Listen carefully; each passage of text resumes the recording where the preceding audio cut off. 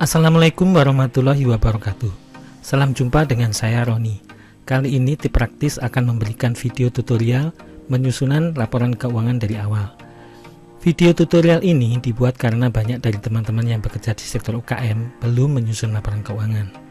Masih sebatas mencatat keluar masuk uang saja. Nah, di sini nanti akan saya berikan tutorial penyusunan laporan keuangan dari awal dengan memakai aplikasi Excel. Dan akan saya buat sedetail mungkin. Kemudian tutorial kita nanti akan mencakup hal-hal sebagai berikut.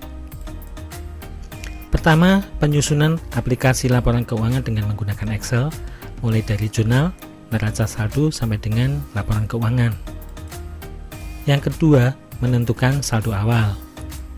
Yang ketiga, cara membaca sintak di neraca saldo. Yang keempat, merancang chart of account atau COA. Yang kelima, pengorganisasian dan manajemen aset tetap. Yang keenam, kebijakan penyusutan aset tetap. Yang ketujuh, membuat kebijakan aset tetap.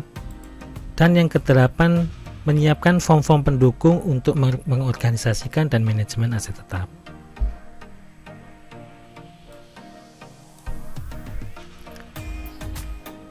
Nah, berikut ini adalah langkah-langkah yang akan kita lakukan untuk menyusun laporan keuangan. Pertama, pembuatan aplikasi laporan keuangan dengan menggunakan Excel. Langkah yang akan kita lakukan nanti, yang pertama merancang laporan keuangan, kemudian merancang chart of account yaitu untuk menentukan akun dan kode akunnya. Yang ketiga, merancang tabel input jurnal harian. Yang kedua, penyusunan laporan keuangan. Langkah-langkahnya adalah 1. Penentuan saldo awal. 2. Menginput transaksi, ya ini mulai dari input jurnal nanti otomatis link ke laporan keuangan. Kemudian ketiga, menyusun cash flow, dan keempat, menyusun kartu piutang. Untuk pengorganisasian aset tetap, langkah kita nanti pertama menginventarisasi, kedua mengarsip dokumen, ketiga pemetaan lokasi aset tetap, yang keempat pengkodean aset tetap, yang kelima pembuatan kartu aset, yang keenam membuat kebijakan aset tetap, yang ketujuh membuat tabel perhitungannya, dan yang terakhir menyiapkan form-form pendukung yang diperlukan.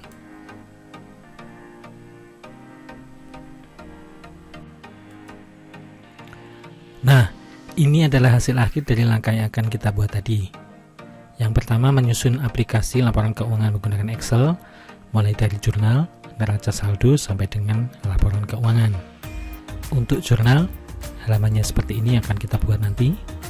Nah, di sini sudah ada bantuan untuk mempermudah pengisian nomor akun dan kode akun. Misalnya kita pilih sewa kantor. Nah, ini berubah 6104 biaya sewa. Kalau kita kembalikan lagi 6103 biaya internet. Nah, kemudian dari jurnal yang akan kita input nanti akan update ngelink langsung ke neraca saldo. Ya, di sini sudah ada COA-nya, chart of account, kode akun dan nama akun. Kemudian nanti ada saldo awal yang akan kita buat. Kemudian untuk neraca saldo juga kita buat nanti otomatis link untuk bulannya mulai dari Januari sampai dengan Desember. Kemudian di sini nanti ada kontrolnya untuk melihat jumlahnya, untuk menentukan balance tidaknya setiap bulan. Jadi nanti misalnya ada akun yang terhapus atau kita salah menempatkan debit dan kredit menjadi tidak balance, kita tahu di bulan apa yang tidak balance sehingga kita bisa memperbaikinya. Kemudian dari neraca saldo ini nanti akan langsung link ke laporan keuangan, ya. Untuk neracanya ini langsung link ke neraca saldo, langsung update dari jurnal yang kita masukkan transaksinya, kemudian laporan hasil usaha, kemudian laporan perubahan ekuitas. Nah, untuk kartu piutang nanti bisa kita buat manual, ya. Dan untuk cash flow nanti mungkin ada effort tambahan, ya, bantuan karena ini tidak semua transaksi yang masuk ke dalam laporan arus kas ini. Jadi nanti di jurnalnya ada bantuan untuk menentukan mana yang masuk cash flow dan mana yang tidak masuk cash flow.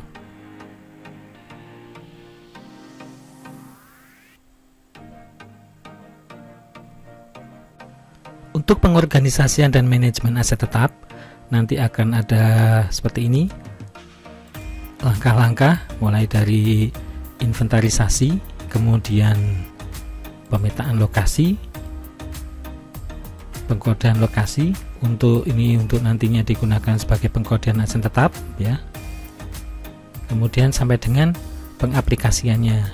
Jadi nanti bagaimana mengaplikasikannya, ini biasanya nanti kita buat stikernya untuk kita tempelkan di masing-masing aset tetap untuk membedakan aset tetap satu dengan yang lain. Selain itu kita akan membuat kebijakan aset tetap ya. Ini nanti ada rancangan kebijakan yang sudah saya buat. Ini nanti bisa diadopsi mana yang sesuai dengan tempat kerja masing-masing ya, bisa disesuaikan nantinya.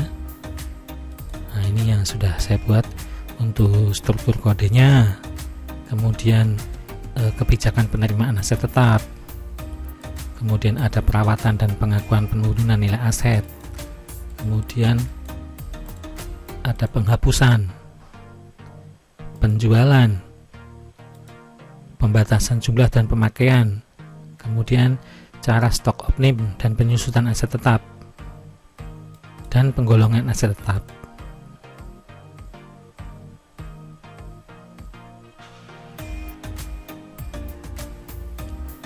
Untuk kebijakan penyusutan aset tetap, kita ada nanti macam-macam metodenya ya, metode penyusunan aset tetap. Kemudian ada definisinya, contoh perhitungannya, contoh pembuatan tabel perhitungan, dan penyajian di laporan keuangannya.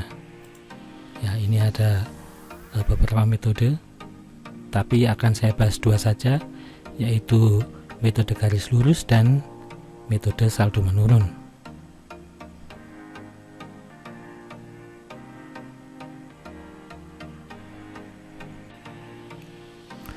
Untuk form-form pendukung aset tetap bisa kita siapkan nanti kartu aset, kemudian form pengajuan pemakaian aset,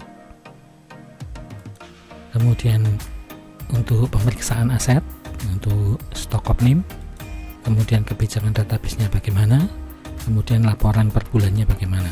Nah, seperti itu kira-kira nantinya yang akan kita dapatkan di tutorial kita. Baik, terima kasih telah mampir di channel ini.